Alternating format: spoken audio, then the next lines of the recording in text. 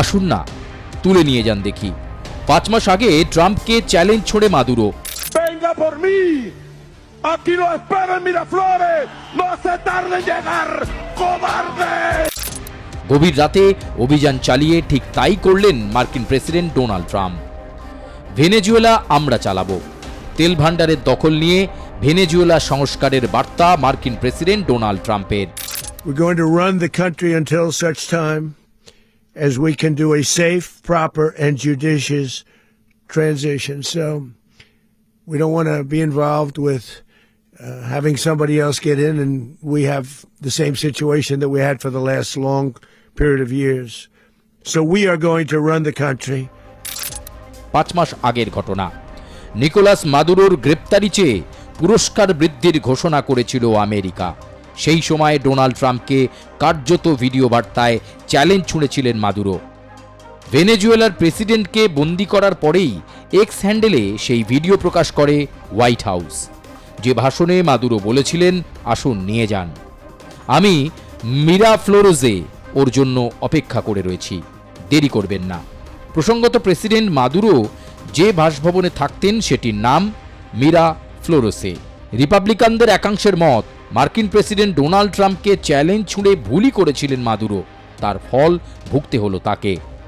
গত কয়েক মাসে ভেনেজুয়েলাকে ঘিরতে ক্যারিবিয়ান সাগরে বিপুল সংখ্যক যুদ্ধ জাহাজ এবং পরমাণু ডুবোজাহাজ নামিয়েছিল ট্রাম্প সরকার। সবসময় মাদুরোর দেশটিকে এক প্রকার ঘিরে রেখেছিল মার্কিন ফৌজ।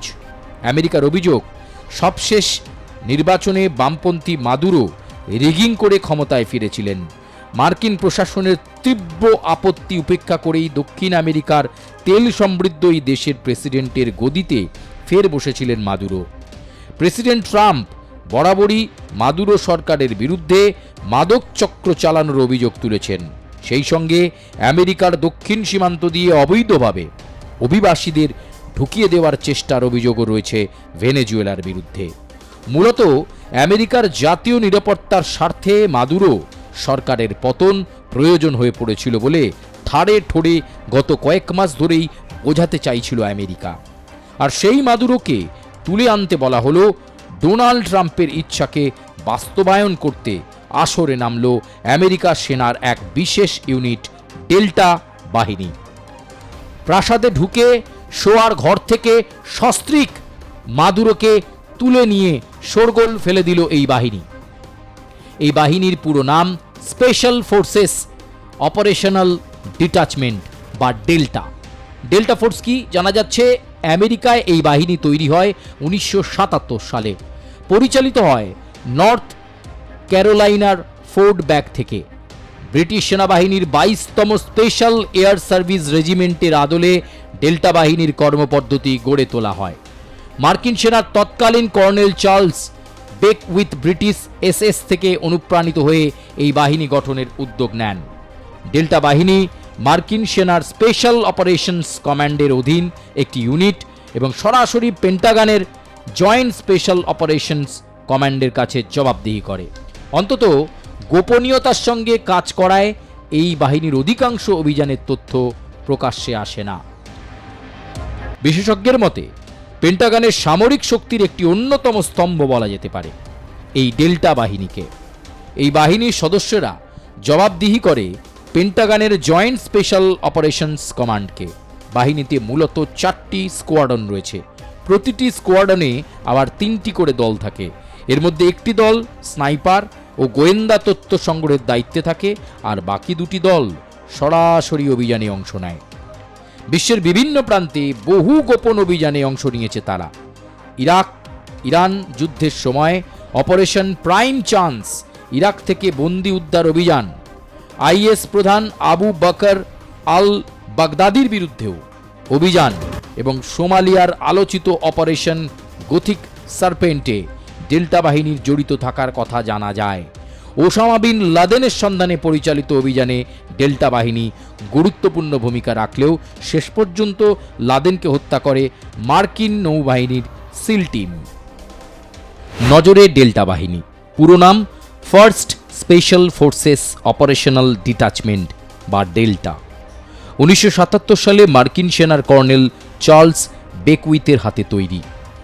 ব্রিটিশ বাহিনীর 22তম স্পেশাল এয়ার সার্ভিস রেজিমেন্টের আদলে তৈরি, পরিচালিত হয় নর্থ ক্যারোলাইনার ফোর্ট ব্যাগ থেকে। পেন্টাগনের জয়েন্ট স্পেশাল অপারেশনস কমান্ডের কাছে জবাবদিহি করে। বাহিনীতে মূলত 4টি স্কোয়াড্রন রয়েছে। প্রতিটি স্কোয়াড্রনে থাকে 3টি করে দল। এর মধ্যে একটি দল স্নাইপার ও গোয়েন্দা তথ্য সংগ্রহের দায়িত্বে থাকে। বাকি 2টি দল সরাসরি অভিযানে অংশ নেয়। বন্দী উদ্ধার, সন্ত্রাসবাদ দমন, গোপন নজরদারি ও ঝুঁকিপূর্ণ অভিযানে পটু ডেল্টা ফোর্স মূলত হাই ভ্যালু টার্গেট করে। গোয়েন্দা সংস্থা সিআইএর সঙ্গেও মিলে কাজ করে। চোখ ধাঁধানো অভিযান। 1980 অপারেশন ইগল ক্ল, ইরানে পণবন্দি উদ্ধার। 1993 ব্যাটেল অফ মোগাদিশু, সোমালিয়ার ব্ল্যাক হক ডাউন। 2003 ইরাকে সাদ্দাম হোসেনের গ্রেপ্তারি। 2019 আইএসআইএস প্রধান আবু বকর আলী বাগদাদি খতম। 2026 ভেনেজুয়েলায় নিকোলাস মাদুরোর গ্রেপ্তারি। নিয়োগ ও প্রশিক্ষণ। সেনার অন্যান্য শাখা থেকে বিশেষভাবে দক্ষদের নিয়োগ। 45 কেজি ওজন নিয়ে নির্ধারিত সময়ে 40 মাইল হাঁটা। 6 মাসে অ্যাডভান্স ট্রেনিংয়ে গুপ্তচর বৃত্তি, অতর্কিত হামলা ও আত্মরক্ষার প্রশিক্ষণ। ভেনেজুয়েলার মার্কিন সামরিক অভিযানকে কেন্দ্র করে সরগরম হয় বিশ্ব। রাজধানী কারাকাস থেকে সস্ত্রীক সেখানকার প্রেসিডেন্ট নিকোলাস মাদুরোকে তুলে নিয়ে এসেছে আমেরিকার ডেল্টা ফোর্স। এরই মাঝে প্রেসিডেন্ট নিকোলাস মাদুরোকে গ্রেপ্তারের পর ট্রাম্পের ঘোষণা, ভেনেজুয়েলার শাসনভার চালাবে আমেরিকা। শুধু তাই নয়, সেখানকার তৈল ভাণ্ডার নিজেদের এবং সেখানকার ভেঙে পড়া জ্বালানি ব্যবস্থা মেরামত করবে। ট্রাম্পের বার্তার পর ওয়াকিবহল মহলের মত, মাদক সন্ত্রাস আসলে লোক দেখানো। বাস্তবে ক্ষমতার বলে ভেনেজুয়েলা ও তার খনিজ সম্পদের দখল নিল আগ্রাসী আমেরিকা। ব্যুরো রিপোর্ট, আর প্লাস নিউজ।